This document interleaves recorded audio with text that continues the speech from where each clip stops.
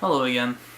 So, today I want to talk about loving yourself. And not in the masturbatory sense. Just a lot about self-image and self-worth. Because, especially with me in my life, I've been a heavy guy. 308 pounds at my heaviest.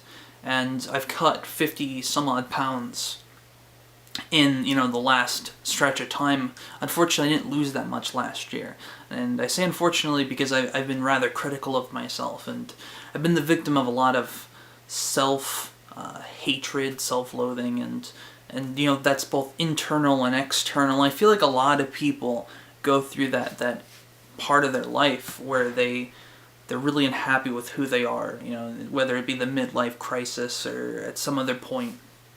I feel like that's something that just in the natural course of life finds some grounding, right?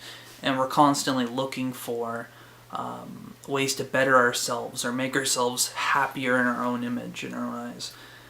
But, my biggest, I think, insecurity is in regards to my physical health, my physical well-being, and I always worry about finance as well. Every day, even days that I make good money, I'm always worried about finance. But my physical health is probably the number one, and then I also think there's a couple insecurities that I have aside from that, but mainly my physical appearance. And a lot of people tell me that I have a bad self-image. And I actually, I disagree with these people, and it's not because I think that, my image of myself is bad. I do think it's bad, but I think it's accurate. I always judge myself through a very harsh lens. And people always tell me that I need to learn to love myself more, or to be more accepting. And I don't really agree. I think that you should always have a sense of self-love, in the sense that, you should never truly despise oneself, because, you have to spend the most amount of time with yourself. You have to be with yourself more than you do any other person, right? So you have to find some level of comfort and some level of, agreeance so that you can function. Otherwise, you're going to end up throwing yourself off a bridge. But I think that when it comes to self-love, I think a lot of people confuse that with self-deceit. I think a lot of people lose objectivity when it comes to looking at themselves. I don't make excuses for a lot of the mistakes that I make. A lot of the, when I cheat on a diet, right, I don't say, oh, well, it's okay that I did it because of X, or it's, I'll make up for it because of Y. It's because I've got low willpower. It's because I've got, an overwhelming psychological addiction to food. There's reasons. And part of it has to do with, external factors, and most of it has to do with me. And the ability to make choices, and the ability to follow through, and to make my words mean something, right? A lot of people take self-love, and they confuse it, and it becomes this illusion of loving oneself requires me to overlook my flaws. And I don't think those things are the same. I think self-love comes from loving oneself despite one's flaws, not with those flaws removed. I love myself even though I have very evident issues with who I am.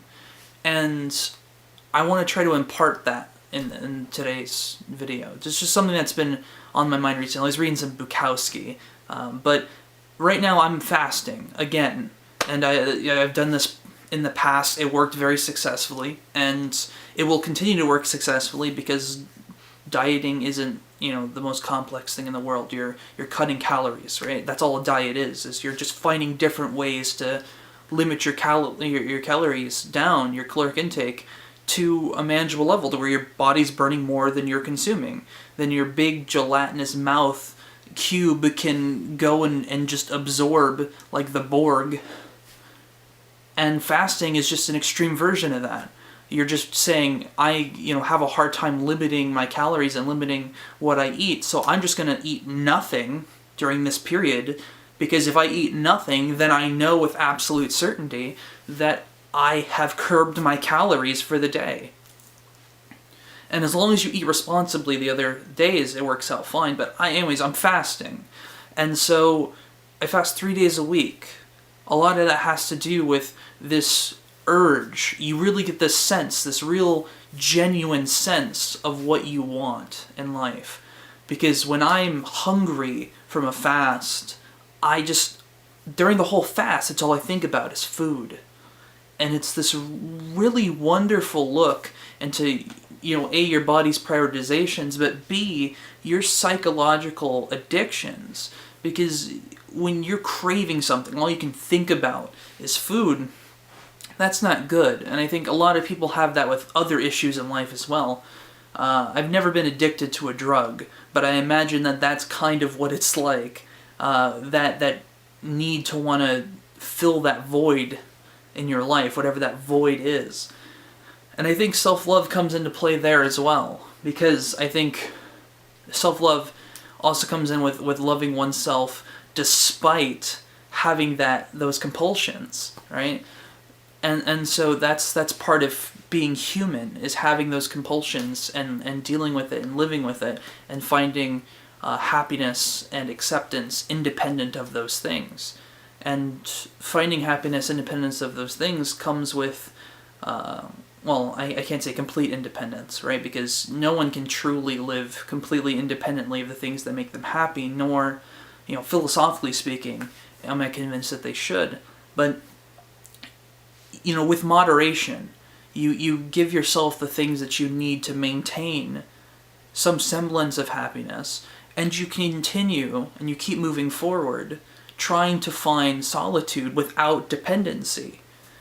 But self-love comes into play because, it's a dependency to some extent no matter what. You're going to just move from one dependency to the others. If you start obsessing over weight and you start obsessing over exercise, you've just replaced one necessity with a different necessity. It's a different addiction, just of a different variety. You start focusing on how other people are talking about you and their perceptions, and you start curbing yourself to fit their ideals. Then you stop obsessing about your own narcissistic qualities, or you stop, obsessing over sloth and laziness and whatever it is that you enjoy, having fun, watching TV, doing that. Now you're obsessing over their ideals instead of yours. You've just substituted one bad thing for another bad thing.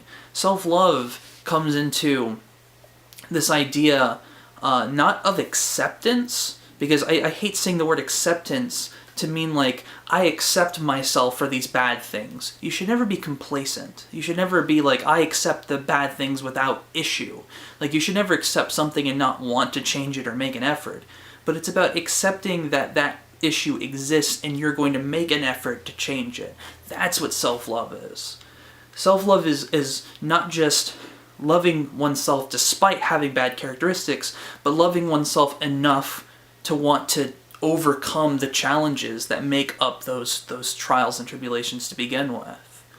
And so for me, I love myself despite my weight, which is why people whom I know say that I still have confidence and I'll still go on stage on a Rocky Horror show and do a striptease, despite the fact that I've got man breasts, right? But it's also, self-love comes into play with my requirement that I'm subjecting myself to a rather strict diet because I care about my physical well-being. I care about, how long I'm going to live and whether or not I can run 15 minutes without feeling like I'm going to die, or whether, I can go outside and take my shirt off without people looking at me weird. Those things matter to me. And maybe they shouldn't, but they do. And I accept myself in the fact that I feel those ways in regards to other people's perceptions. And I also, I try and overcome those things as well. But I care about those things, and I care about, what happens to me. And so as a result, I subject myself to this diet, not only just as a test of will, but as an effort to improve myself so that I can further love myself in more complete and fulfilling ways. And so I guess the moral of today's video is love yourself for who you are, but also love yourself enough that you can change who you are to better fit your idea for what the best version of you is. Don't delude yourself and convince yourself that you've got something bad about you and you're just going to accept it. Don't accept it, right? Accept that it's a part of you, but you can change it. Don't just accept that it's going to be a part of you forever. Self-love isn't self-delusion. But I love me and I love you. Something something Barney song. You guys have a good day now.